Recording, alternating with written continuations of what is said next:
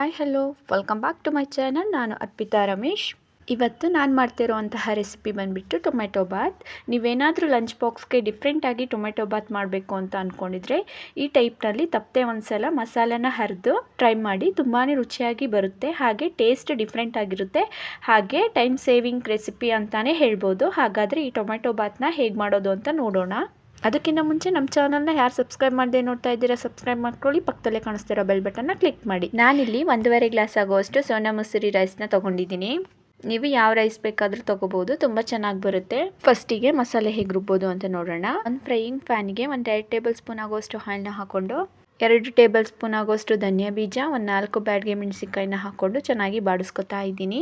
ಮತ್ತೆ ಇದಕ್ಕೇನೆ 2 ಗಡ್ಡೆ ಆಗುವಷ್ಟು ಬೆಳ್ಳುಳ್ಳಿ, 2 ಇಂಚ್ ಆಗುವಷ್ಟು ಶುಂಠಿನ ಹಾಕ್ಕೊಂಡು ಒಂದು 10 ಸೆಕೆಂಡ್ ಬಾಡಿಸ್ಕೊಂಡಾದ್ಮೇಲೆ 3 ಗ್ರೀನ್ ಚಿಲ್ಲಿ ಹಾಗೆ 2 ಟೊಮೆಟೊನ ಸಣ್ಣದಾಗಿ ಕಟ್ ಮಾಡಿ ಹಾಕ್ಕೊಂಡು ಚೆನ್ನಾಗಿ ಫ್ರೈ ಮಾಡ್ಕೊತಾ ಇದ್ದೀನಿ. ಟೊಮೆಟೊದೆಲ್ಲ ಹಸಿ ವಾಸನೆ ಎಲ್ಲ ಹೋಗಬೇಕು. ಇದಕ್ಕೇನೆ 1 ಟೀ ಸ್ಪೂನ್ ಆಗುವಷ್ಟು ಸೋಂಪು ಹಾಗೆ 4ರಿಂದ 5 ಟೇಬಲ್ ಸ್ಪೂನ್ ಆಗುವಷ್ಟು ತೆಂಗಿನ ತುರಿನ ಹಾಕ್ಕೊಂಡು ಚೆನ್ನಾಗಿ ಫ್ರೈ ಮಾಡ್ಕೊತಾ ಇದ್ದೀನಿ. ಲಾಸ್ಟಲ್ಲಿ ಸ್ಟವ್ನ ಆಫ್ ಮಾಡಿಕೊಂಡು ಒಂದು ಹಿಡಿ ಕೊತ್ತಂಬರಿ ಸೊಪ್ಪನ್ನ ಹಾಕೋತಾ ಇದ್ದೀನಿ. ಈಗ ಇದನ್ನು ಮಿಕ್ಸಿ ಜಾರಿಗೆ ಹಾರಿದ್ಮೇಲೆ ಟ್ರಾನ್ಸ್ಫರ್ ಮಾಡ್ಕೊತಾ ಇದ್ದೀನಿ.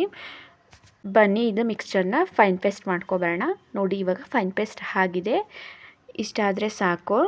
ಇಲ್ಲಿ ಒಂದು ಕುಕ್ಕರ್ನ ಬಿಸಿಗಿಟ್ಕೊಂಡು 4ರಿಂದ 5 ಟೇಬಲ್ ಸ್ಪೂನ್ ಆಗುವಷ್ಟು ಆಯಿಲ್ನ ಹಾಕ್ಕೊಂಡು 1 ಟೇಬಲ್ ಸ್ಪೂನ್ ಆಗುವಷ್ಟು ಎಣ್ಣೆನ ಹಾಕ್ಕೊಂಡು ಅದು ಕರಗ್ತಿದ್ದಂಗೆ ಪಲಾವ್ದು ಬೇಸಿಕ್ ಇಂಗ್ರೀಡಿಯೆಂಟ್ಸ್ನ ಹಾಕ್ಕೊಂಡು ಚೆನ್ನಾಗಿ ಫ್ರೈ ಮಾಡ್ಕೊತಾ ಇದ್ದೀನಿ. ಮತ್ತು ಇದಕ್ಕೇನೆ 2 ದೊಡ್ಡ ಸೈಜಿಂದು ಈರುಳ್ಳಿನ ಹಾಕ್ಕೊಂಡು 1/4 ಟೀ ಸ್ಪೂನ್ ಅರಿಶಿಣ ಹಾಕಿ ಡೀಪ್ ಫ್ರೈ ಮಾಡ್ಕೊತಾ ಇದ್ದೀನಿ. ಈರುಳ್ಳಿ ಎಲ್ಲ ಚೆನ್ನಾಗಿ ಟ್ರಾನ್ಸ್ಪರೆಂಟ್ ಆಗಬೇಕು, ಅಲ್ಲಿ ತನಕ ಒಂದು ಸ್ವಲ್ಪ ಚೆನ್ನಾಗಿ ಬಾಡಿಸ್ಕೋಬೇಕು. ಈರುಳ್ಳಿ ಎಲ್ಲ ಚೆನ್ನಾಗಿ ಫ್ರೈ ಆದಮೇಲೆ 3 ಟೊಮೆಟೊನ ಹಾಕ್ಕೊಂಡು ಚೆನ್ನಾಗಿ ಫ್ರೈ ಮಾಡ್ಕೊತಾ ಇದ್ದೀನಿ. ಟೊಮೆಟೊದು ಹಸಿ ವಾಸನೆ ಎಲ್ಲ ಹೋಗಬೇಕು, ಅದು ಸ್ಮ್ಯಾಶ್ ಆಗಬೇಕು. ಇದ್ರ ಮಧ್ಯದಲ್ಲೇ ಸ್ವಲ್ಪ ಪುದೀನ ಸೊಪ್ಪನ್ನ ಕಟ್ ಮಾಡಿ ಹಾಕ್ಕೊತಾ ಇದ್ದೀನಿ. ಈ ಎಲ್ಲ ಇಂಗ್ರೀಡಿಯೆಂಟ್ಸ್ ಚೆನ್ನಾಗಿ ಫ್ರೈ ಆಗ್ತಿದ್ದಂಗೆ ಎಣ್ಣೆಲಿ ರುಬ್ಬಿಟ್ಕೊಂಡಿರುವಂತಹ ಮಸಾಲೆನ ಹಾಕ್ಕೊಂಡು ಚೆನ್ನಾಗಿ ಫ್ರೈ ಮಾಡ್ಕೊತಾ ಇದ್ದೀನಿ. ಎಲ್ಲ ಇಂಗ್ರೀಡಿಯೆಂಟ್ಸ್ನ ಡೀಪ್ ಫ್ರೈ ಮಾಡಿ ರುಬ್ಬಿರೋದ್ರಿಂದ ಜಾಸ್ತಿ ಹೊತ್ತು ಬೇಯಿಸೋ ಅವಶ್ಯಕತೆ ಇಲ್ಲ.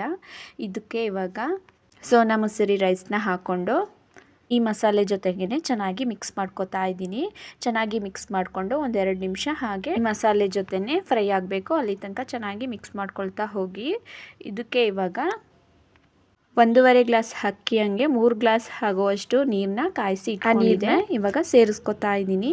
ನೀರನ್ನ ಸೇರಿಸ್ಕೊಂಡಿದ್ದಾದ್ಮೇಲೆ ಒಂದ್ಸಲ ಚೆನ್ನಾಗಿ ಮಿಕ್ಸ್ ಮಾಡಿ ಕುದಿಯೋಕೆ ಬಿಡ್ತಿದ್ದೀನಿ. ಇನ್ನೇನು ಕುದಿ ಬರ್ತಿದೆ ಅನ್ನೋ ಟೈಮಲ್ಲಿ ರುಚಿಗೆ ತಕ್ಕಷ್ಟು ಉಪ್ಪನ್ನ ಹಾಕ್ಕೊಂಡು ಮತ್ತೆ ಇನ್ನೊಂದ್ಸಲ ಚೆನ್ನಾಗಿ ಮಿಕ್ಸ್ ಮಾಡ್ಕೊತಾ ಇದ್ದೀನಿ.